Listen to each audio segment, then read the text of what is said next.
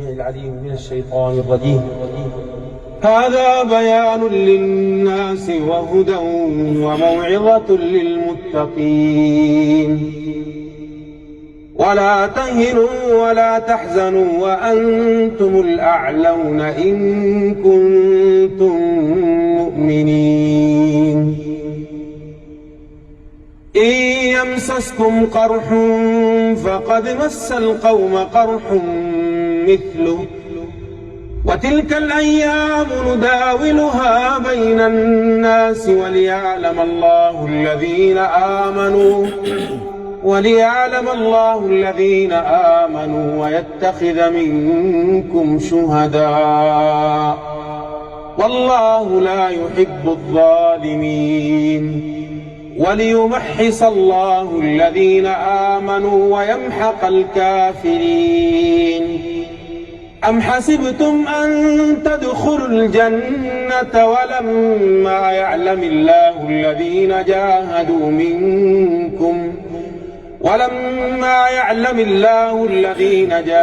منكم ويعلم الصابرين.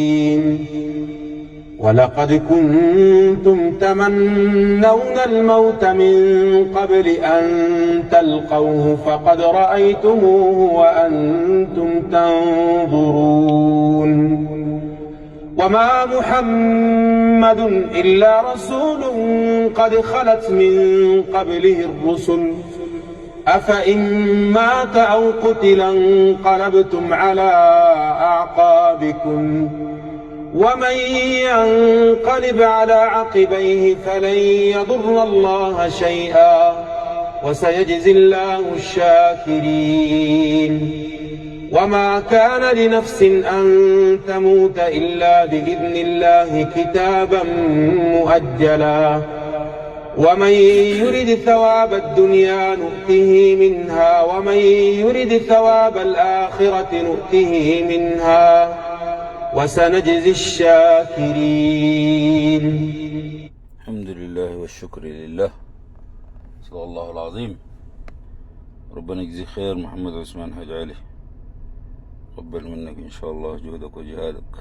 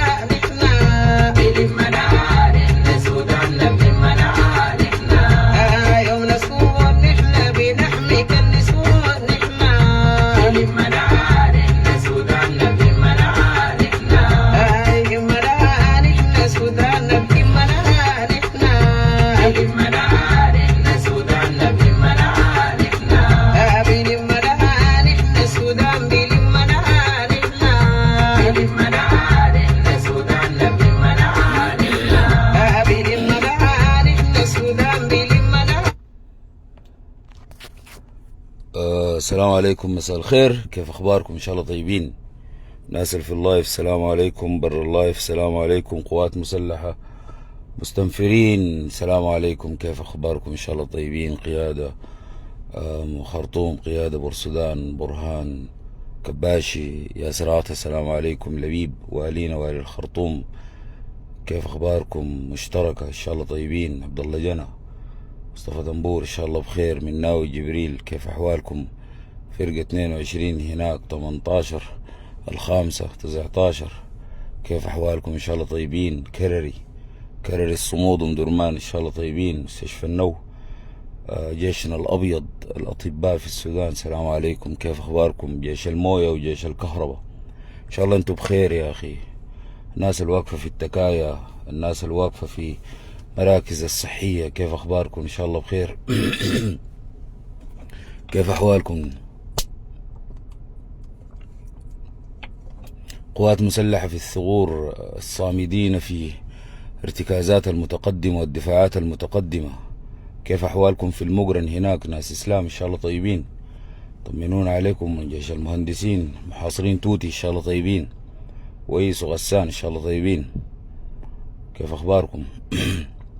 ناس في اللايف طمنون عليكم، ان شاء الله انتم كلكم كويسين، ان شاء الله انتم بخير. ربنا يحفظكم، وربنا ان شاء الله يعني يأمنكم ويطمنكم ان شاء الله. ونسأل الله الرحمة والقبول لشهداء القوات المسلحة، نسأل الله الرحمة والقبول لشهداء الشعب السوداني في معركة الكرامة، ونسأل الله انه يشفي المرضى والمصابين، ونسأل الله انه يحفظ الأسرى والمأسورين بخير ما حفظ به الأنبياء والمرسلين يا رب العالمين. وما زلنا في معركة الكرامة، وكل يوم احنا بنخوض مع الشيطان جولة، وكل يوم الجولة مختلفة وشكلها مختلف. و يعني في كلمات انصاف مدني ربنا يديها الصحة والعافية تتكلم عن السودان، والسودان بلمنا يعني، وانه الهدف والحاجة اللي احنا بنسعى لها هي وحدة هذه البلاد ووحدة هذه الأمة. وأي زول بيسعى في تخريب الحاجتين ديل، وحدة السودان، أو بيتكلم عن صناعة حرب أهلية، أو بيتكلم عن إنه الحلول في التقسيم، أو بيتكلم عن إنه الحلول في انفصال، أو بيتكلم عن قبلية، فهو ماشي في خط الدعم السريع بدون أي يعني تفاهم. حاجتين الله عز وجل حذرنا منهم على لسان النبي صلى الله عليه وسلم، العصبية والقبلية، ووصفهم بأوصاف يعني مقززة جدا. بيتكلم الله عز وجل بيقول لنا ألهاكم التكاثر حتى زرتم المقابر، يعني المسألة بتاعت انه يمشوا ينبشوا الموتى واحسبوهم، يقولوا والله القبر ده كان حق فلان من قبيلة كده، والقبر ده كان حق فلان من قبيلة كده، واحنا اكتر منكم. مشوا وصلوا مرحلة حسبوا الموتى. وفي النهاية الناس بتتهزم وبتشتت يعني بعد القبلية والعصبية دي. والنبي صلى الله عليه وسلم وصف لنا بأنها القبلية والتعنصر ما عنده معنى ده، بأنه هو دعوها فإنها منتنة أو منتنة، يعني أوصاف قبيحة جدا يعني للحاجة دي. الناس أول حاجة من الليلة وليه قدام، أنا زول كاتب اسم قبيلة في اسمه وأنا ما حد أعمل معه. إحنا يعني كلنا جيش أولا، وكلنا السودان، ونعتز جدا بقبليتنا ونعتز بقبائلنا وبإداراتنا الأهلية، ولكن في الإطار العام وفي معركة الكرامة إحنا يعني عندنا فيها قواعد. لما مثال نموذج كيكل ده تمرد كل القبائل نكرته، وقبل ما أولاده وأهله وقبيلته تنكروا، إحنا جينا قلنا والله يا أخواننا اللي بيلبس كاك الدعم السريع ده فهو دعم سريع، ما منتمي لأي قبيلة. وقبائل الآن إحنا نكنا لها الاحترام والتقدير، قبائل يعني أبنائها انتموا للميليشيا دي، وكانت ممكن تحصل كارثة في السودان، وهو دي الخطة أصلا، ولكن حارب وعي الشعب السوداني، الوعي الكبير اللي خاطي هدف قدامه إنه وحدة الشعب السوداني ووحدة السودان من التقسيم والانهيار. والخطة دي مبنية انه الهجوم يحصل من برا، ولكن التدمير الحقيقي كان يحصل من جوا الشعب السوداني، ودي ما حصلت ولله الحمد والمنه. الناس قدرت تتجاوز المرحله دي بانه اي زول لبس الكاكي بتاع الدعم السريع ده فهو دعامي، والحاجه دي لا بتجي لقبيلته ولا بتجي لاسرته ولا احنا. وشفنا الحاجه دي في القوات المسلحه، وشفنا الحاجه دي في الاستخبارات العسكريه. احنا ما حاسبنا زول بجريره ولده. عندكم نموذج على الدين نقد لما احتقلته القوات المسلحه والاستخبارات العسكريه، رجع بيته، امه قالت والله يا اخي رجعوا لي سالم وفي امان الله. لو احنا كنا الدعم السريع وباخلاق الدعم السريع، امه ما كان المفروض تكون قاعده، ولا خالد سلك، ولا حميدتي، ولا ياسر عرمان. احنا كنا نقلنا الموضوع ده لحتات تانية، ولكن اتعاملنا لانه احنا الدوله واحنا المسؤولين واحنا المفترض في المعركه دي نكون واعيين. وكثير انا بجي بقول والله يا اخي كلام الحكمه مفروض اقول كده، الكلام اللي بيسالني منه ربنا وده اللي بقوله، لكن جواي في حاجه مختلفه ودي ما بقولها. انا بكون والله فلان ده يتمسك يتفرم، لكن ده ما كلام العقل ولا كلام القوات المسلحه ولا كلام الدين ولا كلام الله عز وجل ولا كلام النبي صلى الله عليه وسلم. عندنا قواعد ملتزمين بها احنا، وما حنخلي حقنا، ده موضوع منتهي. الله عز وجل ما في آية في المصحف قال لنا خلي حقكم. النبي صلى الله عليه وسلم في خلال معركته وحياته ما قال لنا خلوا حقكم، هو جاي يحارب الظلم وعلمنا نجيب في حقنا كيف، حتى لو كنا شوية وما عندنا سلاح وما عندنا أكل وما عندنا مجموعة ولا كنا عندنا جيش، ورانا من الزيرو إحنا نبدأ كيف عشان نجيب حقنا. بس توجيهات السماوية كده كلها كده. فالآن الناس اللي بتدعم في قضية محددة، أنا دائما في الحياة دي بتكلم بصفة عامة، ولكن في المرة دي هتكلم بصفة محددة. في مجرم أساسا قام مجرم، يعني لا نسب إلى شرف ولا نسب إلى رجالة ولا نسب إلى شهامة ولا نسب إلى فضل. يعني أنت تقول إن الظروف غيرته، إحنا الزول ده والله يا أخي يا اللهم أعز الجيش السوداني بكيكل أو بعثمان عمليات، ما بتطبق فيهم أي مواصفات. إنه ربنا سبحانه وتعالى يعز الإسلام أو يعز القوات المسلحة والشعب السوداني بكيكل. أساسا مجرم، إحنا عرفناه مجرم. لما نتمرد أهله اتنكروا له وعرفوا إنه الحاجة دي ممكن تصب في خانة كبيرة جدا، هي حيدفع ثمنها المجموعة المنتمي لها قبليا أو أسريا. فالناس نكرته والناس وقفت، وما في زول حاسب زول ولا جبنا سيرته، ولا الليلة دي هو منتمي لأيته قبيلة. أقسم بالله العظيم إحنا ما عارفين، لولا بعض الأصوات المنتفعة من المسألة. ما هو أنت إلا تكون دعامي، ما أنت عارف إنه كيكل حيحاسب، فأنت الآن بتمهد لإنه إحنا نستغل بعدالة انتقالية. وكيكل يا أخي والله نعفيه لأنه من علية القوم وخيرة الناس. إحنا ما نحاسب كيكل، وضربوا لنا أمثلة بفلان وفلان وفلان وكلها أمثلة مردودة. الخط الماشي ده هو ده اللي بيخلق الكارثة والمأساة. فتنبهنا في الفترة اللي فاتت لما الناظر قبيلة الشكرية أعلن الاستنفار، قلنا إحنا كلنا شكرية والقبيلة دي ما حتقاتل براها. الكلام كان واضح إنه إحنا كنا نلتف حول قبيلة الشكرية. ليه؟ لأنه قبيلة الشكرية ينتمي لها كيكل أو بيدعي إنه بينتمي لها، وهي عنه براء إن شاء الله. فقلنا إحنا مع الناظر ده، ودي أفضل خطوة اتخذها. ليه؟ لأنه في ناس حيجوا يتاجروا بالحاجة دي بعدين. يعني أنت كيكل نهب وانتهك واغتصب وسرق، وانت تيجي تستفز الناس، تقول لي والله كيكل ولدنا، ما بتدفع الثمن معاه وانت قال لك هنخليك يعني؟ ما انت بتعلن ليه في الحرب؟ احنا قلنا حصرنا الموضوع كله في مجرم واحد، حصرنا الموضوع كله في مجرم واحد، مجرم اسمه كيكل. كيكل حيدفع ثمن تمرده وجريمته. اي زول دخل بيته كيكل حنجي نحاسبه. اي زول دخل بيته كيكل، اي زول اغتصب، اي زول اتنهب، كيكل ورا الموضوع حنجي نحاسبه. الموضوع ده منتهي. موضوع التعصب، موضوع انه والله ولدنا، موضوع انه الكلام ده كلام فاضي صحيح. في النهايه انت بتداس وهو حيداس، ده موضوع منتهي. لما انت تكون في نص مجموعه قبليه، انت ما تفتكر انه البطانه دي حقت فلان الفلان، البطانه دي ما حقت فلان. ولا الجزيره حقت فلان. في المنطقه اللي انت بتدعي انك مسيطر عليها معك 7 قبائل، انت اقل واحد فيهم. ال7 قبائل ديل ولدكم ده انتهك وقتل وسرق ونهب وهم ما تكلموا قبليه.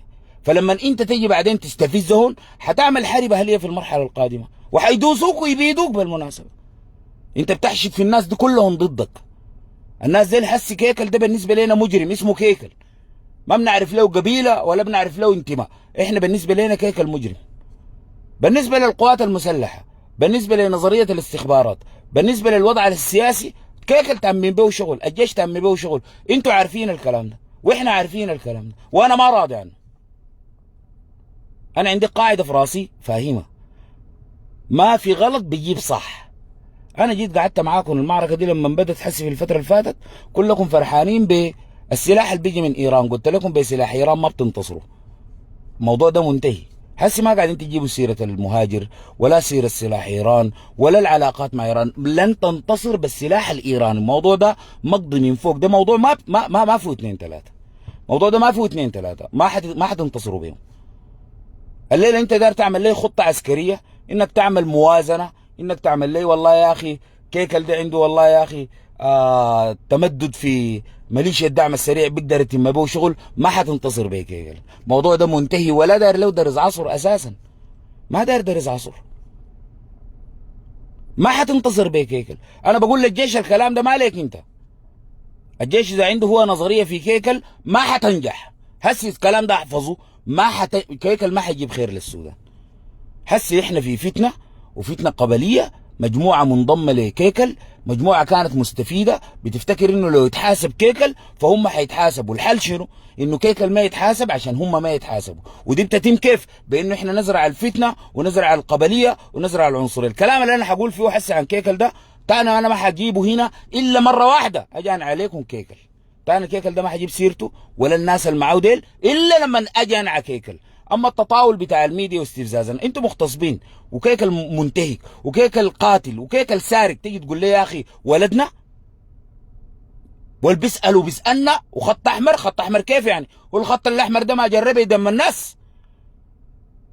خلوا القضيه في كيكل محصوره في المجرم اللي اسمه كيكل ده، نقفل الموضوع ده على كده. اما توسع الموضوع ده فنتيجته حتكون سيئه في الميدان، وحتكون اجتماعيا سيئه. ما في قبيله تنتسب للزول ده، ما في زول يطلع لنا يشكر لنا، ما تشكر لنا مجرم، ما تعمل لنا فاقومه وقاعده. الهنبته ما رجاله، السرقه ما رجاله، قطع الطريق ما رجاله، دي ما شرف، ما شرف بتدعيه انت ولا بتنسبه ليك انت. احنا حسي معركتنا دي معركه كرامه، انه النوعيه دي ما تكون عندها وجود في المجتمع، انه الدوله لا تدار بالمجرمين الزي ديل، ما يقربوا اصلا من مؤسسات الدوله. احنا ما قربنا المجرم قاطع الطريق اللي اسمه حميتي، نهايتها كانت شنو؟ نهاية تقريب حميتي مع نفس النظرية الحسية دي، ولدنا ولدنا ولدنا ولدنا لحد ما حرق السودان. ما تسألوه لأنه حيعمل حرب، ما تسألوه لأنه حيفرتق الوسط، ما تسألوه لأنه حيفرتق دارفور، لأنه في النهاية فرتق السودان كله. ما تسألوه في غلطه. هسه دار يطلعوا لنا المجموعة اللي بتتكلم دي، المجموعة دي انتوا بتستفزوا في الناس بكلمة ولدنا وما في زول يسألوا. لا، ولدكم ده حنسأله وحنبله وحيعدم. الزول ده ما في 2 3، ولا عجبه الكلام ده عجبه، ولا ما عجبه براحتك. سوي دار تسويه، لكن الكلمة العليا في السودان ده للشعب السوداني ده، وحق المظلوم والمغتصبة وحق المسروق كله حيرجع وحيدفع الثمن، ما في 2 3. اما مسألة الجعير واللعلعة الدار ينسب نفسه لقبيلة احنا ما عندنا معه شغلة. انا بريء منه، قوات المسلحة بريئة منه، الشعب السوداني بريء منه. الدار يسوق في الخط اللي يسوق فيه، لكن احنا في الميدان بنلقاك، وفي الميديا بنلقاك، وفي اي ملف بنلقاك. كلامنا واضح، المجرم ما عنده قبيلة، والدار يجيب العار، والدار يجيب الفضيحه لاهله ولاسرته، بنصد له احنا، وصدينا لكثير من المجرمين. البيشي ده ما عنده قبيله، حميتي ذاته ما عنده قبيله، جلحه ما عنده قبيله، احنا نفرتك بلدنا بيدنا. مجرم تتحاسب انت، نقطه عربي انتهى.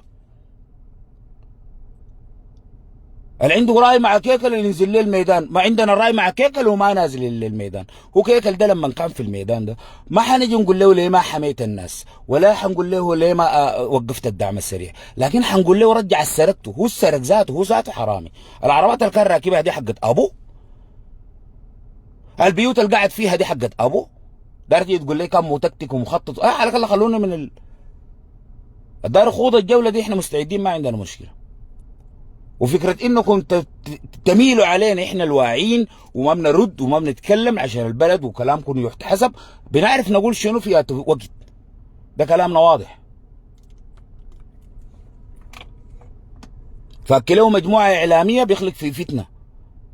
انا قبل كده قلت لكم حرب اهلية في السودان ما بتحصل، لانه كلنا واقفين في صف واحد.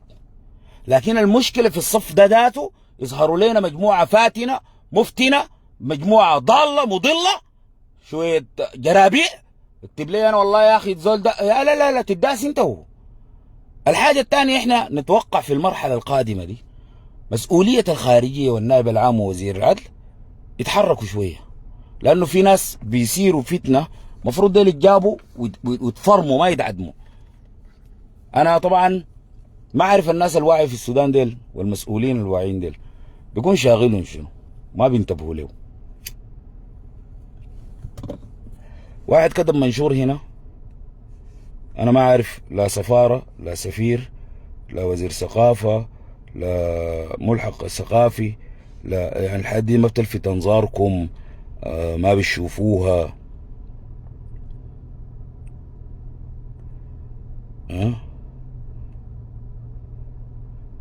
زي المنشور ده كاتبه دكتور فرز النهر. كلهم كل الخط إثارة فتنة في الطرف البيجاي، الطرف الواحد، طرف الشعب السوداني، صناعة وخلق الحرب الأهلية جوانا. ده هنا يعني تحتار انه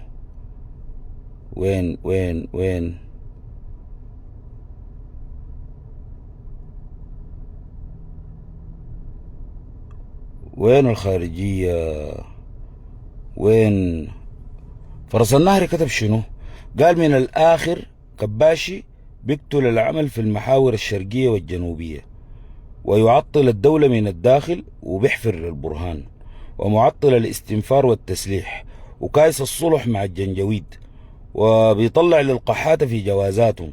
ولذلك نحن نقول بل الكباشي فيه فوائد كبيرة أقلها تحرك المحور الشرقي وتسليح أهالي الشكرية. يعني ربنا سبحانه وتعالى ادانا نماذج للفتنة. ده زول عبارة عن حقد ماشي، ده اللي بيتكلم عن دولته وبيتكلم عن عرقه الآري انه هو احسن زول وانه هو منتسب لافضل نسب. يعني انت منتسب لافضل نسب. ده تصل مثلا المرغني قال جد النبي، وده اكبر مجرم الله خلقه في السودان المرغني ده. فحسي ده بيخلق لنا في فتنة. عارفين انه وين قاعد، مخابرات عارفاه، في جهات في الدولة ذاتها كلامه اللي بيقول فيه ده عجيبة.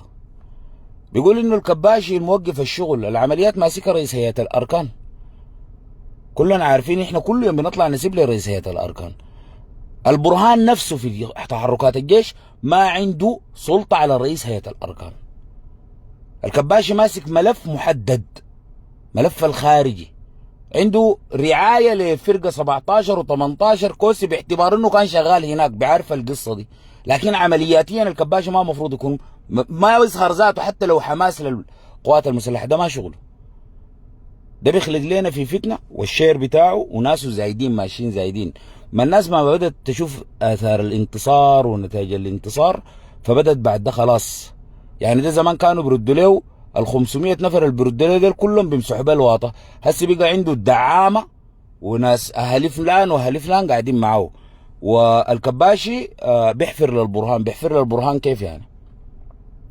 يعني البرهان ده قاعدوا يحفروا له 18 حزب و81 كيان سياسي، قاعد بيضحك. امبارح جانا نازل من مصر بيضحك، كشف لك كده. بيحفر البرهان كيف هو قاعد معاه؟ يعني انت الصوات اللي عليك شنو لما تطلع تصدر كلام زي ده في توقيت زي ده؟ في مليون حاجة الناس بتتفاداها وما بتقولها في الجيش في التوقيت ده عشان ما تشق الصف. لكن هو بيستفز في الكباشي ولا بيستفز في البرهان؟ هو بيستفز في الكباشي. وعارف انه الكلام ده لما يقولوا على الكباشي ومجموعة الكباشي دايرين يطلعوا له، وداير يفرتق الجيش. يفرتق الجيش معناه البلد انفصلت، عشان يمشي يعمل دولته المزعومة دي الطولة 2 كيلو في 2 كيلو، وما حيجيها بعد حتى لو اعلن. خط الفتنة ماشي، خط الفتنة ماشي. فقال يا اخي هو ما الكباشي ما دار يسلح اهالي الشكريه، ليه البرهان ده ما مشى البطانه وعزه وقف في البطانه قال يا اخواننا القادر على حمل السلاح اللي يجينا مع عربي نجيط. نجي احنا نقول والله يا اخي الكباشي ما دار يسلح القبيله الفلانيه والقبيله السودان كله البرهان ما كان دار يسلحه. ولما جاء سلاح الناس ذاتها كانت بتتشاكل فيه شكل عديل والناس اشترته بقروشه. ما يجي زول يقول لك والله البرهان ما دار يسلح القبيله الفلانيه، يسلح قبيله ليه؟ يسلح منطقه، يسلح ولايه، يسلح القادر في معسكر. ماله مال قبائلكم الزول ده؟ ماله مال القبائل؟ وانت وقت عندك اهل ما يسلحوا روحهم وما تسلحهم انت، ما تعمل لهم مبادره. هسه احنا لاقاك زول في الكوكب ده بيعمل لايف مبادره بتاعت شير سلاح قاعدين نعملها للسودان في اي حته. زول جانا قاعدين نطلع نقول الليله دي اولاد المنطقه الفلانيه يمشوا الحته الفلانيه يوم الجمعه ادفعوا. انا قاعد اعمل لايف بتاع شير سلاح ده لاقيتك في الكوكب في رجاله زي دي تاني انت ما تعمل مبادره. انت اعمل مبادره. لكن لقي انه الموضوع رايج حق الفتنه حق كيكل، فمشى هو كيكل طلع ما منتمي لاي قبيله، في ناس نسبوه ليهم ولقى الموضوع ده كويس قام قال الكباشي ما دار يسلح الجماعه ديل. والكباشي علاقته شنو بالتسليح؟ ما تمشي للبرهان انت ما تمشي للبرهان قول له سلح الحته الفلانيه. كان البرهان قال لك ما بسلحك امشي للكباشي بعدين تعال ورينا. انت مشيت للبرهان ابليك، مشيت لوالي الجزيره ابليك، مشيت لقائد الفرقه بتاعت البطانه ابليك. الخط الماشي ده ما بوريني قوه الزول ده ولا بوريني انه الزول ده مسنود من الامارات ولا مسنود من لا ما بوريني كده، بوريني ضعف الدوله حقتي. لانه احنا بنعاين في المفتنين وبنخليهم يتحركوا يتمادوا وما في زول بيسالهم.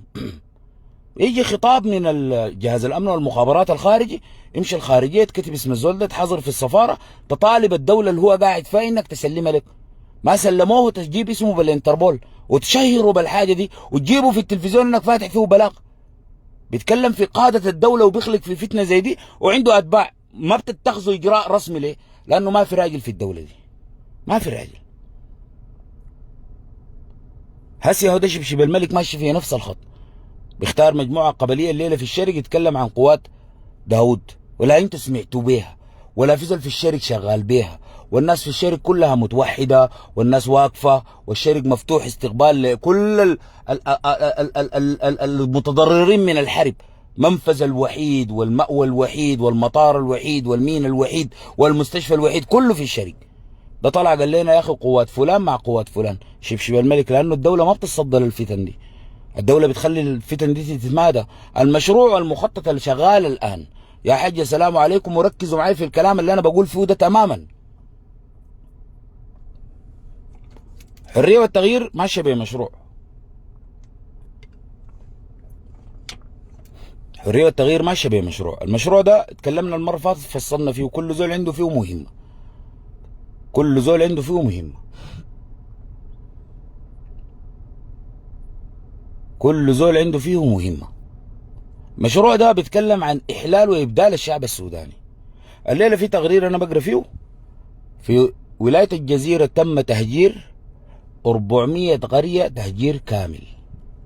يعني الدعم السريع في المرحله اللي فاتت الخطه بقى اللي هي مساله الاحلال والابدال، واحنا بنعاين، احنا بنعاين. البلد دي لا فيها راجل لا فيها زول بيتخذ قرار. يعني الناس دي كلها انا شايفها جعجعه ساي عربي واضح يعني، ولا استثني اي احد. الناس المسؤوله المفروض تكون مفتحه عيونها تشوف المخطط ماشي كيف تصدى له. الناس دي ما في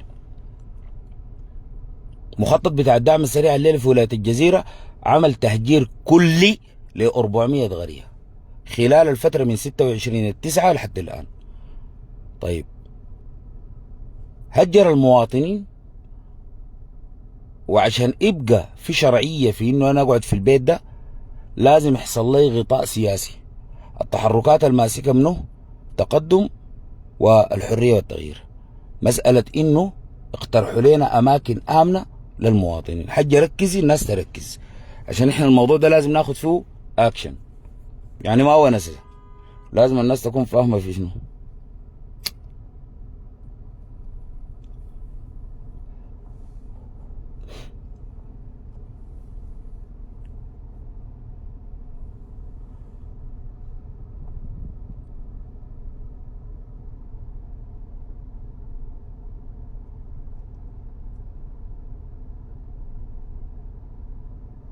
هجروا 400 قرية تهجير كلي، هجروا 114 قرية تهجير جزئي، يبقى التهجير تم كم؟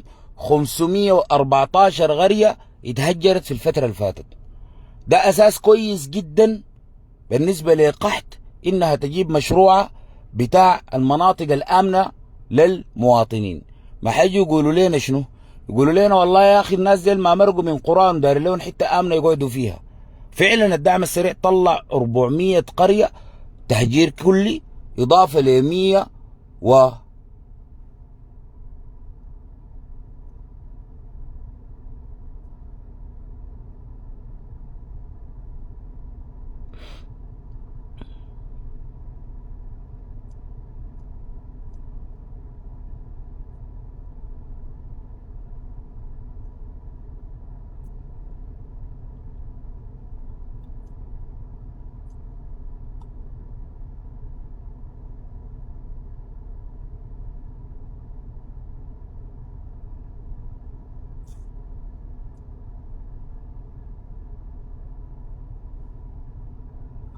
إضافة ل 114 قرية تهجير جزئي. الإحصائيات بتتكلم عن 500 ألف نازح خلال الفترة اللي فاتت البسيطة دي، نزحوا من ولاية الجزيرة. الليلة الدعم السريع دخل 45 قرية في محيط الفاشر وكتم وكبكابية والمناطق دي، حارق في يوم واحد 45 قرية. طوال الناس طبعا شنو نزحت وطلعت. هو الهدف الأساسي يحرق أكبر كمية من القرى، يطلع المواطنين منها، المواطنين ينزحوا، يخشوا لنا بالنظرية بتاعت شنو المناطق الآمنة للمدنيين. ده الماسكة حمدوك وخالد سيلك وتقدم، ومعاون الشتم هاوس والمنظمات.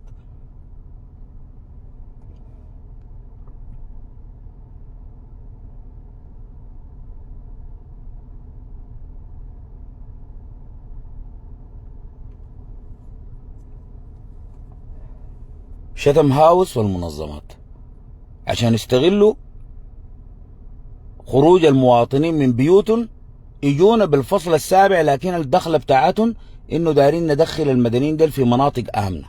طيب مناطقنا دي حيقعد فيها منو؟ حيقعد فيها الدعم السريع. اللي بديهن الفرقه والفرصه دي منو؟ قياداتنا بديها لهن الجيش. الجيش انا عارف الظروف حقته في التوقيت ده، وانا متابع لتحركات الجيش والميدان، عارف النقص في شنو، عارف المشكله في شنو. لكن اذا الجيش استوعب الكارثه دي وهو اتحرك فيها بقدرته وما اعلن انه الناس مفروض التعبئه العامه في ولايه الجزيره، اذا تبناها البرهان بخطاب رسمي وقائد المنطقه والوالي، وجابوا الادارات الاهليه والقبائل في ولايه الجزيره وفي البطانه وقعدوا وقاموا يا اخواننا احنا والله نواجه الدعم السريع ده ومخطط الدعم السريع. الناس دي كلها تقيف، نطلع نسواننا من مناطق النيران دي، نطلع اطفالنا، نطلع ناسنا الكبار، ونجي احنا شباب وشيب ونقيف ونصدى للمؤامره دي. اي منطقه دخلت الدعم السريع نطردهم منها ويتحاصروا. يعني احنا ما دارين الدعامه يمشوا، يطلعوا من ازرق، يطلعوا من السريحه، يطلعوا من رفاعه والهلاليه. الليله في الهلاليه بيرتكبوا مجازر، وامبارح والليله دي دخلوا لين اكثر ما اقل من 7 قرى في ولايه الجزيره. 7 قرى في ولايه الجزيره هجروا المواطنين، طلعوا المواطنين، مسكوا مواطنين اسرى واغتصاب. ما منتظر انه انا الجيش يتحرك، انا داير الادارات الاهليه، داير زعماء القبائل، داير الناس الكبيره. تيجي نقعد يا اخوان نشتغل القاعيات. الدعم السريع ده حسي متحاصر لي في المنطقه الشرقيه. المنطقة الشرقية دي عشان أنا أتحرك فيها أنادي كل الناس، الجيش على المواطنين على الاستنفار على المقاومة الشعبية، كل واحد يكون عنده دور في الحاجة دي. انتوا عليكم تقطعوا الطريق بتاع الامداد حق الميليشيا، انتوا عليكم تقفلوا الشوارع اللي بيطلع منها الميليشيا، انتوا عليكم تهاجموا بالطيران، انتوا عليكم تهاجموا بالمدفعية، انتوا عليكم تهاجموا بالمشى. نقسم الشغل يا اخواننا، نحاصرهم في منطقة ما في دعامي يطلع منها، لأنه المشروع ده ماشي الآن في دارفور، المشروع ده الآن ماشي في الجزيرة وناجح. أنا بتكلم لك عن تهجير 400 قرية و114 قرية تهجير جزئي، والآن في خلال ساعات بيدخلوا لهم 7 قرى. وين احنا؟ ما وين الجيش؟ وين احنا وين؟ الشعب السوداني وين؟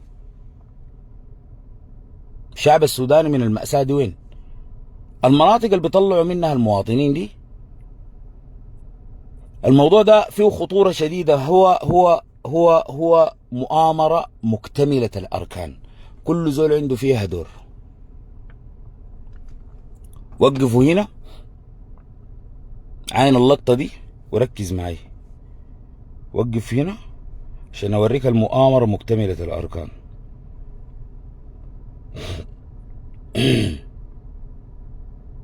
اسمع البيان ده في صفحة الجزيرة السودان، والكلام ده للناس الاستخبارات، والكلام ده للخارجية. السيد الوزير الجديد ركز معاي وطلع الباص وين.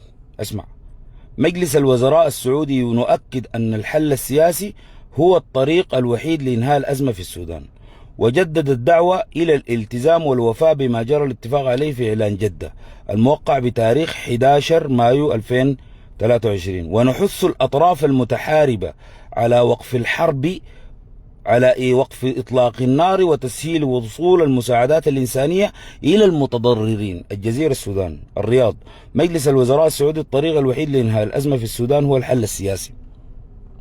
الناس سمعت طبعا في دعوة مقدمة من الملك السعودي للبرهان، ورسل فيها نائب وزير الخارجية، سلموا الدعوة شخصية من الملك سلمان لحضور القمة الإسلامية في جدة أو في الرياض يوم 11، وطبعا يوم 11 بيعقبوا يوم 12، ويوم 12 ده يوم بريطانيا اللي هي عندها جلسة مخصوصة للسودان، فيوم 11 سايقين البرهان هناك، وده مرسله له الملك شخصيا دعوة دي عشان البرهان ما يطلع عنده طريقة يعتذر أو يقول ما ماشي. فالسعودية عملوا اجتماع بتاع مجلس وزراء امبارح، السعوديين اجتمعوا الوزراء حقينهم، قالوا الحل في السودان ده ما في أي حل إلا حل سياسي، وفي الحل السياسي ما في إلا اتفاقية جدة. هل ده الباص بتاعك يا صرفة؟ لا، علاقته شنو بالكلام اللي لسه احنا بنتكلم فيه؟ طيب ليه يعني دخلت لنا في موضوع جدة؟ استلم الباص يا سيد وزير الخارجية الجديد، استلم الباص. قال لك: ونحث الأطراف المتحاربة. السعودية كانت بتقول شنو في بياناتها؟ طرفي النزاع. هناك ركز معي حجة، ركزي. كانوا السعوديين بيقولوا احنا نحث طرفي النزاع. الليلة السعودية خطابات الرسمية بقت تقول شنو؟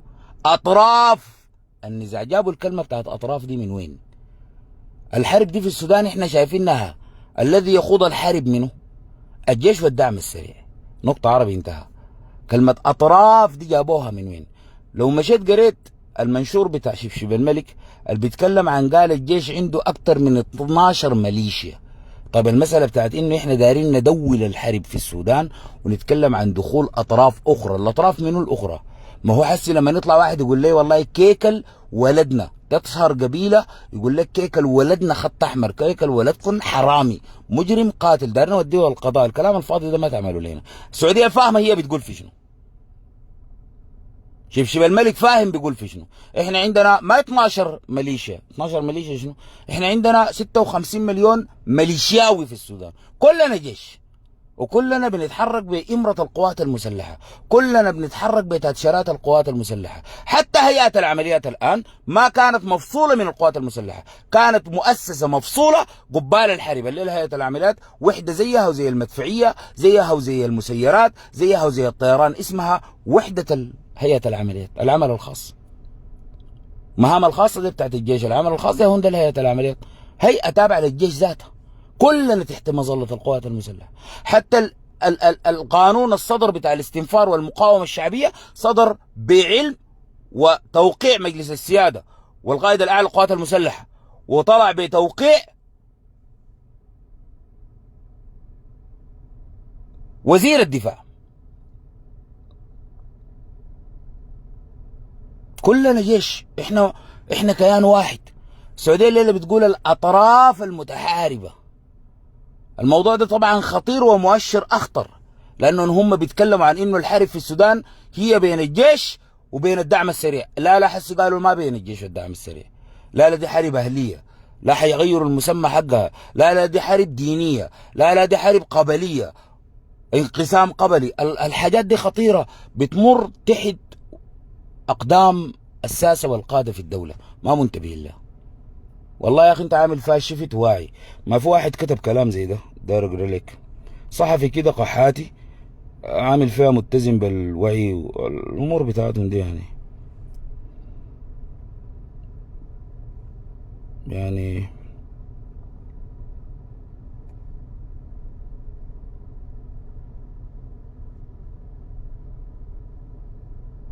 اسمه محمد الرازي بتلقاه كتير، عمك كبير كده خرفان. فقام قال إن عصرا يتشكل فيه الوعي المجتمعي من صوت لشخصية غير معروفة الملامح والأفكار، ويقود الرأي العام فيه خالد أبو رهف والشكري، وتصبح ندى القلعة فيه مثالا يحتذى به في الشرف والوطنية.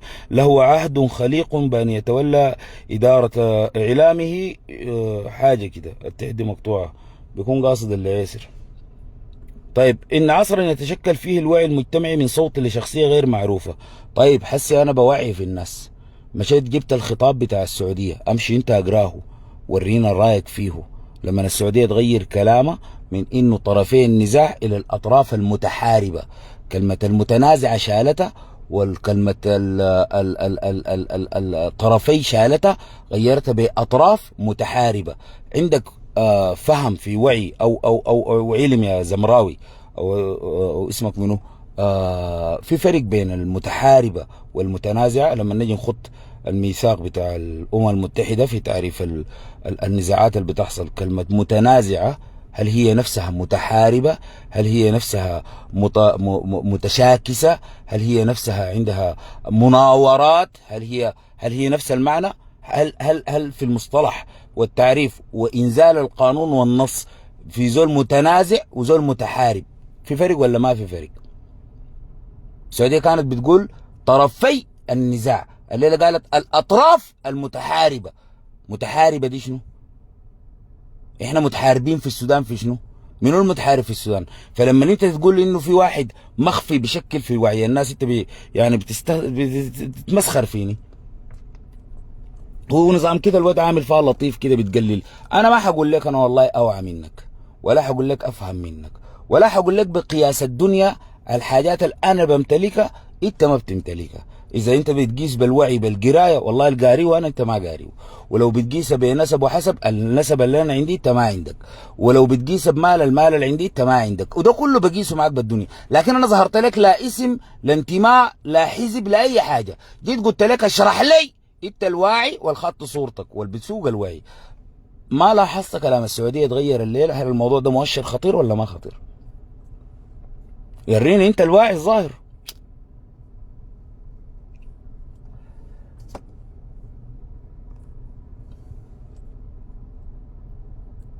ما هو انا بديت كلامي قلت لك شنو يا زمراوي؟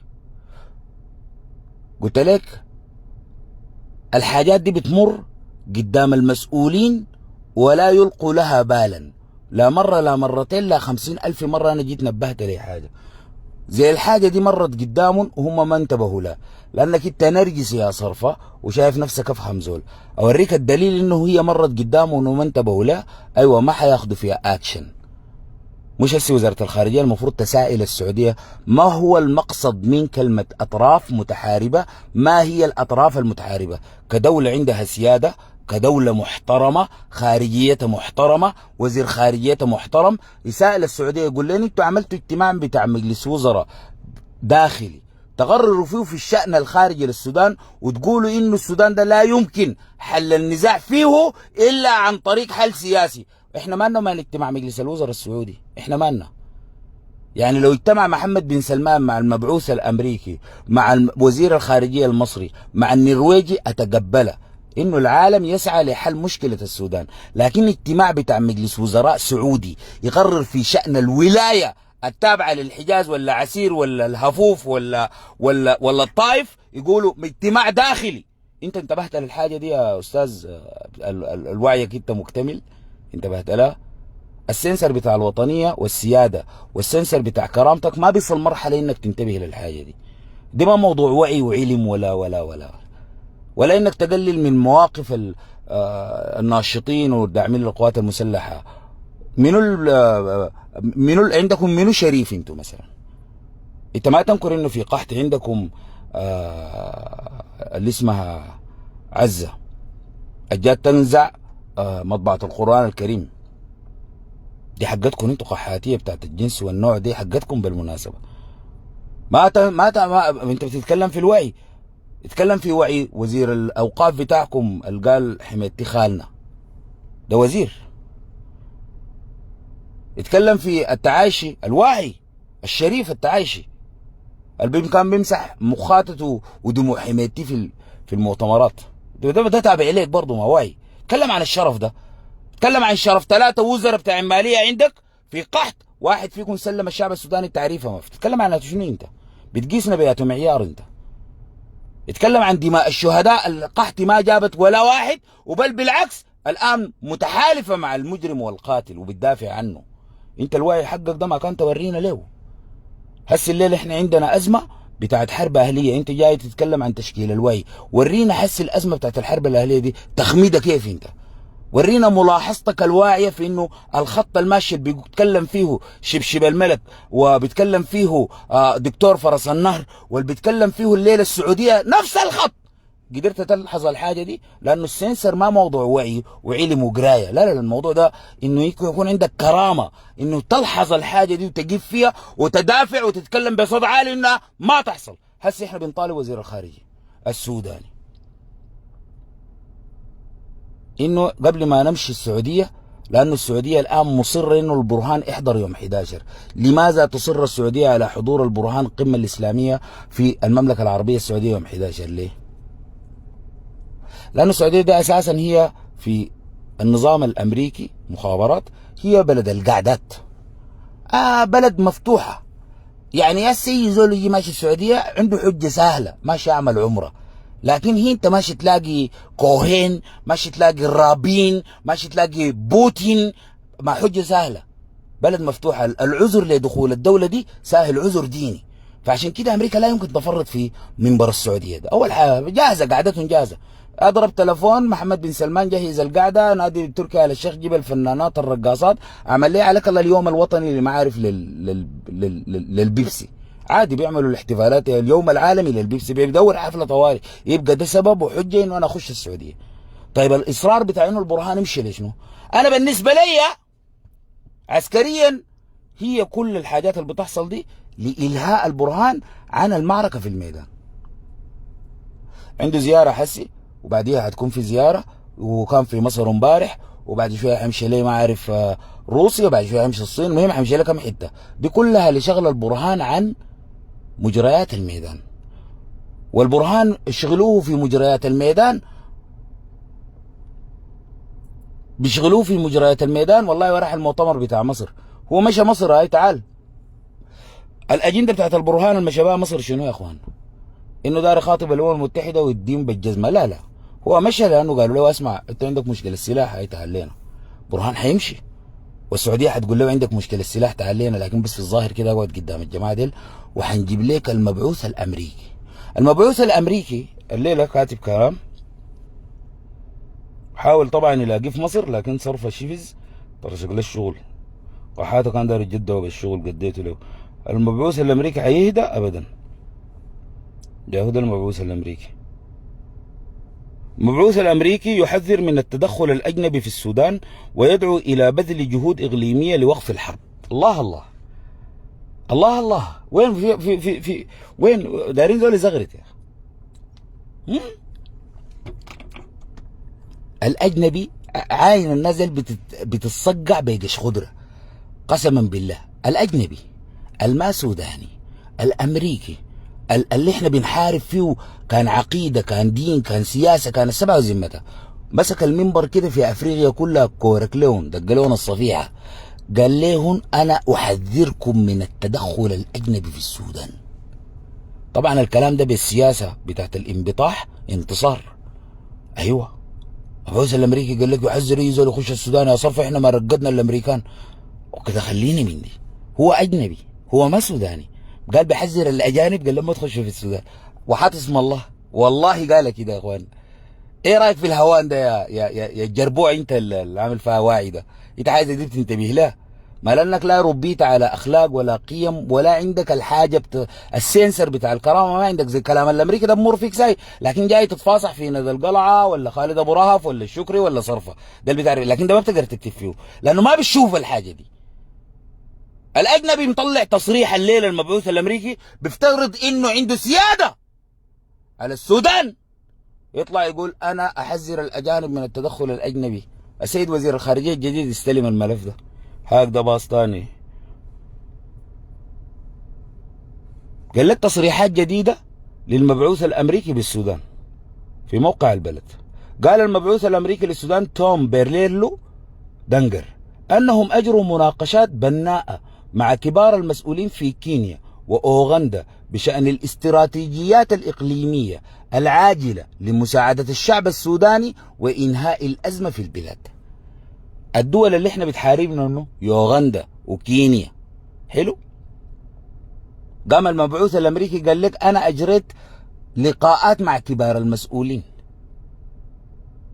قعدنا نشوف الازمه في السودان دي نحلها كيف. والله وحاط اسم الله، والله قال كده يا اخوان، والله قال. لكن الصحفي الصعلوق الجربوع ده الحسس اسمه محمد زمراوي ده ما بشوف الكلام ده. ليه؟ لانه سنسر الكرامه والاخلاق ما تربى عليه اصلا، لكن بيعرف يقول لك والله ده الشرف ان ندى القلعه، ايوه ندى القلعه اشرف منك واشرف من الجابك، ده موضوع منتهي. موقفها في المعركه دي موضوع منتهي.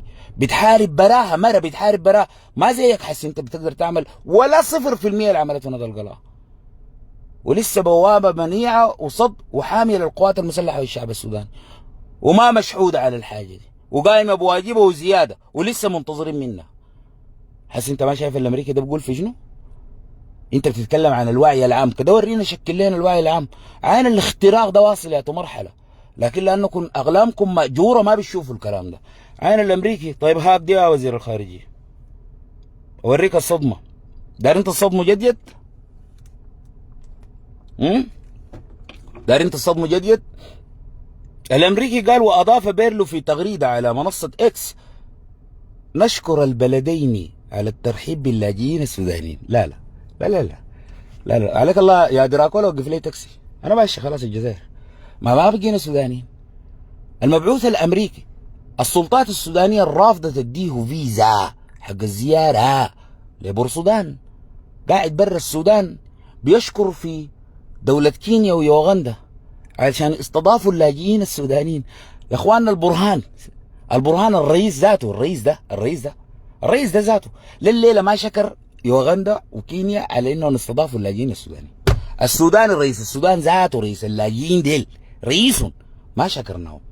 بيرلو لا، بيرلو بيتكلم، ما خلاص بقى رئيسنا ما هو اذا كان الوعي والاعلام والصحفيين نوعيه الكلب ده، هو لازم ما في زول يصد له. والله هو يا حاجه ركزي معي، خلوا اي حاجه يا ده كلامه. قال واضاف بيرلو في تغريده على منصه اكس: نشكر البلدين على الترحيب باللاجئين السودانيين واستضافه المنظمات غير الحكوميه السودانيه وشبكات الاستجابه التي تقدم المساعده الطارئه لمجتمعاتهم في السودان. بشكرنا نيابه عن البرهان. والله برهان ما فاضي والله يا اخي ده كلام عجيب يعني. مش ده كلام عجيب؟ تحركات بيرلو دي هتختتم وين؟ هو كان في جولة في كينيا ويوغندا. طبعا تشاد طلعها برا اللعبة. ليه؟ الآن الإمارات لقت كرت تشاد حرق يا هدى، ده الكرت بتاع تشاد حرق. فالمبعوث الأمريكي مشى يوغندا وكينيا وحيمشي السعودية. طيب ليه كرت تشاد حرق؟ لأنه السيد وزير العدل قال خلال مؤتمر صحفي لوزير العدل معاوية عثمان محمد حول شكوى السودان ضد دولة تشاد يقع عليها الالتزام بدفع التعويضات الملائمة والمناسبة لجمهورية السودان بصفتها صاحبة حق وراعية للمواطنين السودانيين. نستعد لرفع دعاوي أخرى سواء في مواجهة تشاد أو أي دولة من دول البغي والتكبر ستظهر نتائجها قريبا. طبعا وزير العدل خايف يقول الإمارات. المهم إنه تشاد حتتركب. اللجنة الأفريقية سترفع تقريرها لمؤتمر رؤساء الدول الأفريقية فور توصل اللجنة لهذه الانتهاكات. في حال حصول السودان على إدانة من اللجنة الأفريقية سيكون هذا سند وحجة قوية يمكن للسودان إقامة الشكوى على الصعيد الدولي والإقليمي. اللجنة الأفريقية إذا أصدرت قرار بإدانة الدولة التي اعتدت على سيادتنا ومواردنا سيكون هذا رادع ونقطة تحول جوهرية وعدم استمرار في هذا العدوان. طيب السودان رافع شكوى على منه؟ على تشاد، والشكوى ماشية كويس والأدلة والإثباتات حتدين التشاد. قامت الإمارات شنو؟ المبعوث الأمريكي شالوا التشاد دي من اللعبة. قامت الإمارات دار تفتح خط جديد مع منو؟ دولة جنوب السودان. مشت الإمارات الليلة وبي أحمد عمل لهم قمة كده وهمية زي حقة السعودية دي عشان ينادي الإماراتي. عمل له قمة وهمية كده وبي أحمد. القمة اسمها مكافحة الجوع. استقبل فيها يا هدي اثيوبيا رئيس الوزراء الدكتور أبي أحمد يستقبل ولي عهد أبو ظبي سمو الشيخ محمد خالد بن محمد بن زايد الذي وصل العاصمة الأثيوبية أديس أبابا مساء اليوم للمشاركة في مؤتمر عالم بلا جوع. اثيوبيا فيها حرب مدورة والأمور زي الزفت، لكن دارين يدخلوا الإمارات بحجة زي المؤتمر بتاع القمة الإسلامية أو يقول لك يا أخي موسم الحج والعمرة الناس ما الرئيس الفلاني ماشي يحج وبتاع، فدي دول استضافة زي. طيب الإمارات عندها شنو مع اثيوبيا؟ عشان ينادوا سلفاكير. لو الامارات مشت لسلفاكير عديل الناس كلها حتخد علامه استفهام. فقاموا عملوا المؤتمر ده. وابي احمد ده ما زول بتاع هنا قعدات، قال لي ظبط الجبن الحبشيه ووكر الروك وبتاع وشنو، نادي لنا رؤساء قمه بلا جوع ما نادونا فيها هنا، نادى فيها سلفاكير. الامارات دايره سلفاكير، دايره دوله جنوب السودان عندها معاه شنو؟ نوريك حسي عندها معاه شنو. الواعي ده ما قاعد يشوف الكلام ده، طبعا بيتكلم عن وعيه ده، وليوم لحد ما تموت ما حيشوف حاجه زي دي. والله ربنا ما نزع منك الكرامه يا. طيب هنا اثيوبيا تقدم غرضا بقيمه 738 مليون دولار لدوله جنوب السودان الشقيقه. وبي احمد ده لاقي يفطر ما هو ده جاو في القمه بتاعت الامارات دار تدي قروش لجوله جنوب السودان، تديها قرض تعمل به حاجه. سلفاكير مفروض يعمل حاجه للامارات عشان يستعوض مكانه التشاد اللي حتتلغي. تشاد ما خلاص بقت مفضوحه، مطارات مراقبه، حدود مراقبه. فالامارات وامريكا ما بتخش مع تشاد في شغل، دارين يشوفوا دوله نظيفه. قالوا احنا نحول استثماراتنا لدعم الدعم السريع دولة جنوب السودان. لو مشت الامارات علني لجنوب السودان بتكون مفضوحة ومكشوفة. طيب ما نجيبها بطريقة لفة. قال لك اثيوبيا تغرض دولة جنوب السودان 738 مليون دولار. وبي احمد قصره مهدد، تمرد في اثيوبيا كلها، ما لاقي ياكل ويشرب. اول امبارح رافع الدولار ورافع الوقود ورافع الاكل، طلع له 738 مليون دولار اداها لسلفاكير. قال لها سلفاكير تعمل بها شنو؟ اسمع يهود القرض. قال لك اثيوبيا تقدم قرضا بقيمه 738 مليون دولار لدوله جنوب السودان الشقيقه مخصصا لانشاء طريق استراتيجي يربط بين البلدين. طبعا اكيد في التوقيت ده اي مشروع له علاقه بالبنى التحتيه فتفهم انه ده لدعم الميليشيا. دوله جنوب السودان واثيوبيا عمرهم ده كله من الله خلق الكره الارضيه مترابطين. يوم واحد ما عملوا لهم زلط، جات الامارات قالت لنا حسي بس ندفع لكم قروش نديك لها انت يا ابي احمد، قوم اديها لدوله جنوب السودان عشان نعمل بها شنو؟ قال لك عشان نعمل بها طريق يربطنا مع دولة جنوب السودان. وهو بعد ما نربط اثيوبيا بجنوب السودان حتستفيدوا شنو؟ انتم الاثنين دولتين مخنوقات ما عندكم ميناء على البحر، حتعملوا شنو يعني الطريق ده حيربطكم معايا، يعني حيكون الرابط شنو؟ ما هو في تخطيط لموضوع الشرك. فالليله لما شبشب الملك يتحرك في موضوع انه والله يا اخي في جيوش وفي ميليشيات في الشرق والفلان الفلاني والقبيله الفلانيه في الشرق، يبقى هنا في شغل حيتم بين جنوب السودان واثيوبيا، حيحاصرونا من الجنوب حقنا ومن الشرق. دولتين حيكون رابط بينه شارع زلط. انا ما بقدر اضرب اثيوبيا بعدين وشارع الزلط ده اللي حيكون فيه امداد لوجستي. الموضوع ده كبير يعني هم لسه بيخططوا. طيب قالوا الغرض لشنو؟ قال لك مخصصا لإنشاء طريق استراتيجي يربط بين البلدين بطول 720 كيلومتر، ويشمل الاتفاق فترة سماح تمتد ل4 سنوات على أن يتم سداد القرض خلال 10 سنوات، وذلك في إطار تعزيز التعاون الثنائي بين الدولتين الشقيقتين وتحقيق التنمية الإقليمية المشتركة. ممتاز جدا. أبوك وعمك قالوا يا أخي إحنا بدل نقعد نلف الشوارع دي كلها، ما إحنا أخوان، نعمل لنا نفاج بيننا، بين بيتي وبين بيتك. أبوك وعمك اتفقوا، عمك مرتب عنده قروش، وعمك أصغر من أبوك اللي عنده قروش ده، قام كسر الحيطة عمل السيراميك وبتاع، قال لأبوك تدفع القروش دي أنت. أبوك قال له جدا إحنا متعاونين وده دليل على التعاون كده. الحاجة دي فيها منطق حسي، مش عمك وابوك مفروض يدفعوا القروش دي سوا مشتركين؟ لاقتكم في رياضيات في الكوكب. انا الخبر ده بقرا معاكم هنا، انا اسم متفاجئ يعني، وانا داير الواعي ده اشرح لي، اللي اسمه محمد الزمراوي ده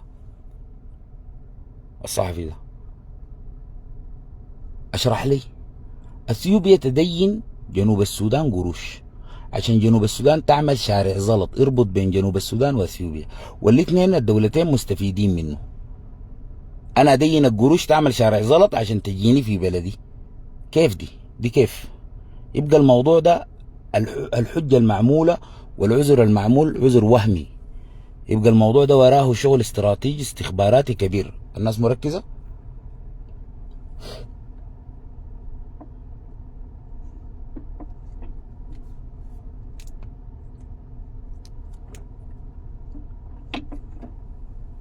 ناس تركز كويس. الامارات جات ادت ابي احمد قروش، القروش دي مفروض تمشي لدولة جنوب السودان. دولة جنوب السودان المفروض يتعامل فيها شنو؟ مواقع ومطارات استراتيجية، لانه تشاد بقت ما بتنفع في المرحلة دي، لانه احنا حنرفع على تشاد شكوى. طبعا احنا ممكن تقول علينا يعني نيرت، لقينا تشاد نيرت قلنا نسوق المحاكم ونلطشها، خوفنا من الامارات. واضح يعني. وإذا التشاد شكلها قربت وقوية، فالإمارات دار تطلع بحتة بديلة. الحتة البديلة حتكون شنو؟ تشاد، بدل تشاد تكون دولة واحدة حيكون عندنا حتتين مهددات السودان، أثيوبيا وجنوب السودان. ينزلوا حاجات في اثيوبيا ينقلوها بالشوارع البريه لدوله جنوب السودان، يشيلوا حاجات من دوله جنوب السودان تنزل الامارات في مطارات جوبا، تشيل الدخيله لنا بجهه الشرق، يكون في خط قاري مربوط، خط ما يتاثر بالامطار. طبعا دي دول كلها بتتعرض للمويه، الحركه فيها صعبه، فانت من الاول المفروض تجهز يعني. صح ولا غلط؟ واقع عليكم يعني. ده حس الليله المؤتمر عملته الامارات، عملته اثيوبيا، قال لك لمكافحه الجوع. جات بدل المفروض يدفعوا قروش لجنوب السودان واثيوبيا يعملوا استثمارات في مكافحه الجوع، لانه العنوان شنو؟ العنوان مؤتمر مكافحه الجوع. تقوم اثيوبيا تدي دوله جنوب السودان قروش عشان تعمل شارع زلط. دار تكافح الجوع بشارع الزلط كيف يعني؟ 738 مليون دولار مفروض تعمل لك مشروع استثماري، تزرع لك اقل حاجه 3 مليون فدان، تعمل فيها مصانع، تعمل فيها مصانع تعبئة، تعمل فيها مشاتل، تحسين بتاع محاصيل، محورة وراثيا، تظبط الذرة، تظبط القمح، تظبط البتاع، تعمل ليه شارع زلط تكافح بالجوع كيف يعني؟ يعني المؤتمر هو مكافحة الجوع، ما المؤتمر هو التنمية المستدامة في افريقيا. في مؤتمر كان بتاع التنمية الحضرية، وامبارح كان في مصر، كان تقعدوا مع الامم المتحده تقول له نحن والله دار ندي دوله جنوب السودان قروش يعملوا زلط، والزلط مستفيده منه اثيوبيا، لكن تدي القروش لجنوب السودان وتحملهم تبعات الدفع بتاعها بطول 220 كيلومتر، المفروض يقسمون نص بينهم، يعملوا الماشي ده تعملوا جنوب السودان والراجع تعملوا اثيوبيا. اي دوله في العالم بتعمل شارع زلط بينه وبين دوله ثانيه بيعملوه بالنص. الشارع ده كله وبي احمد شال القروش اداله سلفاكير، قال له اعمل باشا شارع الزلط ده، وتدفع القروش انت بتسهيلات كمان. في ده منطق. دي تحضيرات عشان الدرس، تحضيرات للمؤامره القادمه، تحضيرات لحصار السودان، تحضيرات عشان يفتشوا أراضي بديلة. الإمارات لن تترك السودان، الشيطان لن يترك السودان. ما دام احنا بنتراخى وبنشوف في المآسي دي وبنشوف في الكوارث دي واحنا بنعاين، الإمارات لن تترك السودان. تكونوا فاهمين الحاجة دي. وقع عليكم.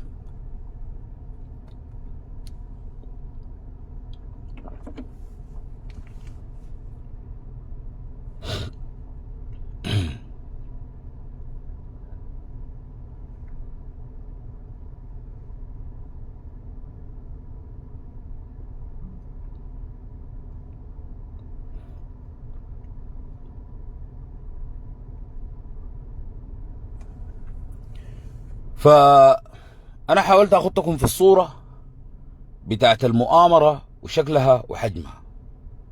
الليلة الجزيرة بتستغيث، واللي بيحصل في الجزيرة ده هو ما معركة منطقية. يعني الدعم السريع يطرد المواطنين. لاحظت انهم اي زول داير يمرق من الجزيرة الدعامة ما يعني حسي هم معصلجين لهم في مجموعة كده، لكن في نزوح الناس كان سهل جدا. لاحظتوا الحاجة دي؟ زمان الدعم السريع لما ندخل حتة بيستفيد من وجود المدنيين، لازم يخلي المدنيين معاه، لانه دي حمايته الوحيدة من الطيران، من دخول القوات المسلحة، من المدفعية الموجهة. ما بتقدر تحمي نفسك الا يكون حولك مدنيين، لانه عارف الجيش ما حيسألهم. الدعامة حسي بقوة عين بيقعدوا في القرية دي يفضوها ويطلعوا منها. يعني هم مرقوا المواطنين من السريحة وأزرق، وهم ذاتهم مرقوا، هم ما قاعدين هسه هناك. لكن حتتكتب عند الأمم المتحدة الليلة انجزتكم قرية أزرق والسريحة، مرقتوا الناس، هي مرقنا الناس. الناس مشوا عليهم، مشوا على مدرمان. ترسل لي البحث بتاعت الأمم المتحدة في مدرمان، أحسب لي الناس ديل كم. خلاص احنا ديل المجموعة بتاعت المجو في مدرمان نعمل لهم معسكرات في الحدود المصرية. والناس اللي نزحوا مشوا على سنار نعمل لهم معسكرات في حدود الدولة جنوب السودان. نجيبهم هن وناس كوستي وناس جبل مويا وناس النيل الأبيض نخطهم على دولة جنوب السودان. وناس الفاشر والغرة اللي حركتوها الليلة 45 قرية يعني نعمل لكم معسكرات في الحدود مع التشاد. في الحدود مع التشاد، لاحظت الكلمة دي؟ هو المعسكرات حتكون جوا السودان، مناطق آمنة في حدود مع دول جوار. فهو المعسكرات الآمنة دي على جهة الشرق خلاص حسي كده، ما خلاص رتبوا الموضوع. بقى في ربط بين دولة جنوب السودان واثيوبيا. سامعين انتوا؟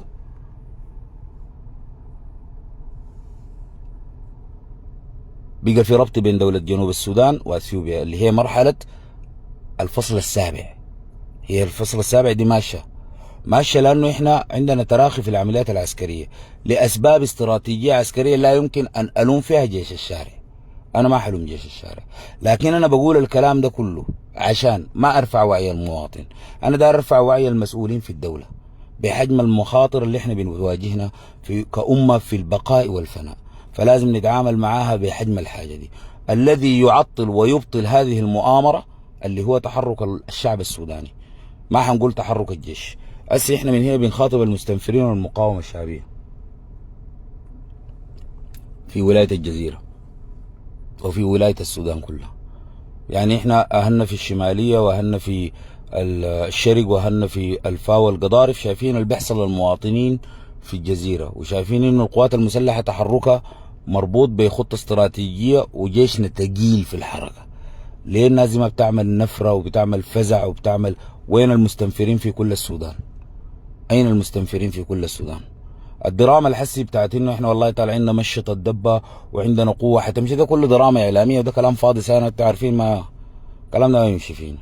انا داير قوه تتحرك من الشماليه تيجي تقول لي والله انا ماشي الجزيره ماشيين الحته الفلانيه دي نحررها. انا بفهم كده. انا بفهم نهر النيل تطلع لي 50 60 عربيه تقول لي والله احنا ماشيين جبل مويا، احنا ماشيين المواطنين في الهلاليه، لكن احنا بنتفرج المؤامره شغاله. ما دام احنا بنتحرك والحركه شكلها واضح وواحد، اي حركه تانية ما عندها معنى. بالنسبه للي حصل في الدبه ده، هم بيقولوا احنا بنمشط الخلا. تمشي الخلا، انا قلت لك الطيران لف في 16 ساعه ما شاف ولا دعامه.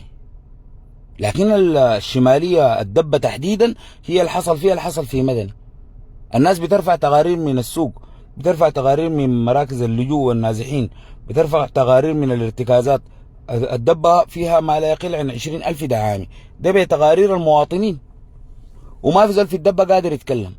الناس تتكلم يقول لك أسر المبارك قال الموضوع ده محسوم، الناس تتكلم الوالي قال لنا الموضوع ده محسوم، الناس تتكلم قائد المنطقة قال الموضوع ده محسوم، وهم الدعامة قاعدين جوا الدبة وقاعدين جوا الشمالية. دارين تطمنوا الناس تمشي تنظفوا لنا الاسواق. العمليه بتاعت التمشيط البر الدبه دي ما عندها معنى. خشوا مشطوا لنا الاسواق، اثبتوا انه الكلام اللي بنقول فيه ده غلط. انتوا فكيتوا دعامه راسهم عديل بفيديوهاتهم مقبوضين في الدبه، فكيتوهم، ودي كارثه، دي كارثه. فدار تردوا علينا، ما ترد عليه بتمشيط برا الدبه. انا داير التمشيط يكون جوا الدبه اول حاجه، وداير قوتكم اللي بتمشط دي تصل لحد كرري. اما تحم لي في خلا وتتصور وتقول لي احنا مشطنا الكلام ده، بعدين بتدفعوا ثمنه انتوا. انا ما بقول لك الكلام ده عشان تطلع انت. اعمل الصح كامل اذا عندك النيه حقيقيه انك تحمي بلدك. اعمل الصح كامل، تمشط لحد الفاشر، تمشط لحد ام درمان كرري. انا بعد ذاك ما عندي معك كلام. ترفعوا لنا تمام الاسواق، تمام اي قسم، تمام الحاميه، لكن انتوا عندكم كوربشن جوا البلد. فكيتوا دعامه مقبوضين بالثابته، فما تيجي تقولوا لي احنا طلعنا عملنا العمليه دي تخدير ساي. واثبات انه المقاومه الشعبيه والاستنفار دوره حقيقي كان هسه احنا نمشي نغطي الكارثه الحاصله في ولايه الجزيره. اذا تاخر الجيش بتاعنا يوم ويومين وثلاثه احنا بنفقد مواطنين وبنفقد اعراض، والكارثه بنفقد البلد، لانه المواطن ده بحسابات الدعم السريع وحسابات الحريه والتغيير، والناس تفهم الكلام ده وتركز فيه وتحفظه كويس.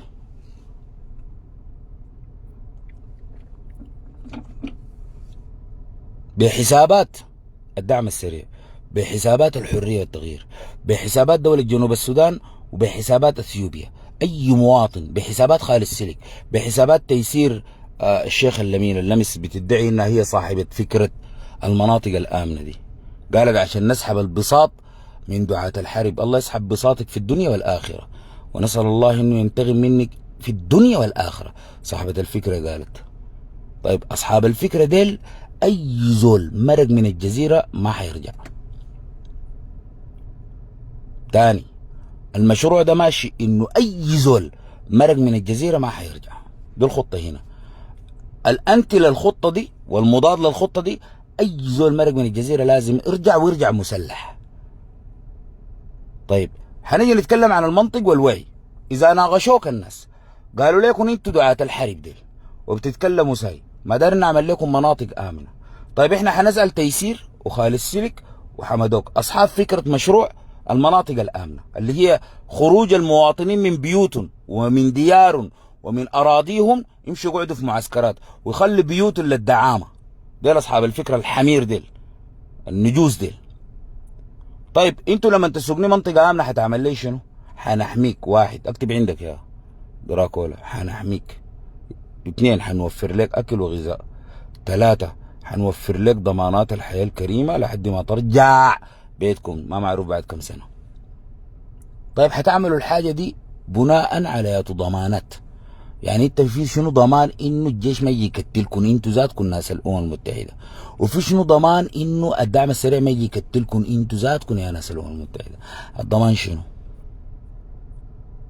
الضمان هي الاتفاقية الدولية، وانه احنا اي دولة تعتدي على القوى الاممية اللي حتحمي المواطنين المدنيين في المناطق الامنة حتتعرض لعقوبات فورية. حلو. طيب رايكم شنو ما نجي نعمل الحاجة دي في ازرق؟ نعتبر ازرق منطقة امنة، المواطنين الجوا ديل هم نفس المواطنين حسوقوا من حدود دولة جنوب السودان بنفس الضمانات بتاعت انه منطقة منزوعة السلاح. بكرة نخاطب الجيش السوداني انه يطلع من ازرق وياخد يديكم الضمانات والعهود والمواثيق، وتضمنوا انه الدعم السريع يطلع من ازرق وما يدوينا. نفس الحته اللي كنت داير تاخد لي فيها في معسكر مع دوله جنوب السودان او تشاد، فهي نفس الفكره الحسي. رايكم شنو في الفكره دي؟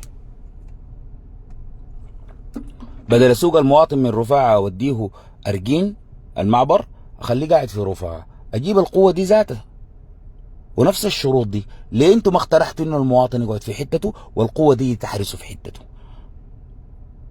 ليه ما اقترحتوا الحاجه دي؟ اقترحوا انه يدخلوا القوه دي والفصل السابع يخطوا الزول، لكن الشرط الاساسي تمرق لنا من بيتكم.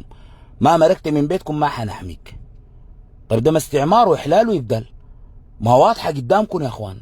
يبقى احنا الخطة دي لازم تتدمر، والخطة دي لازم يجيفوا لها رجال. احنا طلبنا في الجزيرة قوة جوالة، وطلبنا في الجزيرة انه يكون في قوة متحركة تطارد الدعامة. الجيش ما استجاب، المقاومة الشعبية ما استجابت، الاستنفار ما استجاب. ما لم تعملوا القوة دي ما حتقدر تواجه الدعم السريع في الجزيرة. كل مقترحاتكم استراتيجياتكم ودراستكم وكلامكم ده كلام فاضي. ما لم تدعم القوة جوالة تطارد الدعامي ده وما يشعر باستقرار. الدعامي انت بتخلوه يستغر ليه؟ اسكه في الواطة واطارده بمسيرة واطارده بطيارة وخش حتة مرقوا منها المواطنين احرقه هو اي حاجة فيها كلها تقع الواطة، كلها تقع الواطة. هسه في قرى قاعد فيها الدعم السريع ما فيها مواطن، الجيش ما تعامل معه، الطيران ما تعامل معه، مخلين الدعامة ياخذوا راحتهم. الدعم السريع يفهم انه الحتة اللي هو فيها دي ما في طريقة يطلع منها تاني، ما يتحرك منها. سلحوا المواطنين، اعلنوا التعبئة العامة، حركوا الناس، لانه المخطط ده انه الناس تمرق من بيوتها يا برهان وتاني ما حترجع لها. ولحقوا الناس في المخطط في الجزء الاول عملوه، المواطن مرق، بعد ده هسه حمدوك شغال، السعوديه ما شغاله.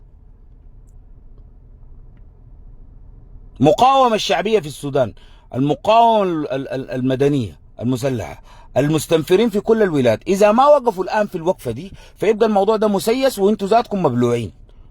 القصه ما كباشي ما داري يسلح زول، ولا كباشي ولا برهان ما داري يسلح زول، يبقى التواطؤ ده كل الشرائح دي متواطئه. لكن الناس فاضيه يجوا يقول لي والله فلان ده ولدنا وفلان ده بيتنا، ده كلام فاضي سي. احنا اللي وصلنا المرحله دي، السودان ده الان اصبح دوله، والشعب السوداني اصبح امه، ولن نسمح وما حنسمح لكائن من كان انه يدخل النزعه العنصريه دي. اللي بيقول الكلام ده بنتعامل معه، بس الناس تكون فاهمه وواعيه انه المشروع والمخطط ده ماشي وين. في مشكلة حقيقية تانية دارين نتطرق لها بكرة بتفصيل أكبر، موضوع الرسوم والجامعات، والموضوع بتاع الإعادة في مصر، والكارثة الواقعين فيها ما لا يقل عن 3000. وأنا أمس قلت يا أخي البرهان حل المشكلة دي، والكلام ده بناء على كلام الملحق الثقافي في السفارة السودانية في مصر. لما جينا صبحنا الليلة قلنا حلوا لكم مشكلتكم زي ما قالوا المشكلة ما اتحلت مع الحكومة المصرية، ودي رسوم خرافية. ومصر يعني وقفت تفعيل معاملة السودانيين كمواطنين، يعني بدل تدفع لك $500 حتدفع 4500. الناس بدأت دخلت الجامعات سجلت، في النص غيروا رأيهم المصريين، الواحد قرى أولاده ب 500، جو في النص قالوا له يا زول هي 4000 8000 12000 10000 5000. دي كارثه. انت ما كان عندك معي التزام، انا اصلا ما كنت داير اقرا جامعتك دي، انت براك اللي اديتني تسهيلات واعفاء من الرسوم وتخفيضات، انت قلت لي كده دخلنا الجامعه في النص تورطني. دي مشكله المفروض تتحل، لانه ده في التزام في تعاقد فيتدخل فيها البرهان شخصيا دي. من هنا احنا بنناشد السيد السفير العدوي،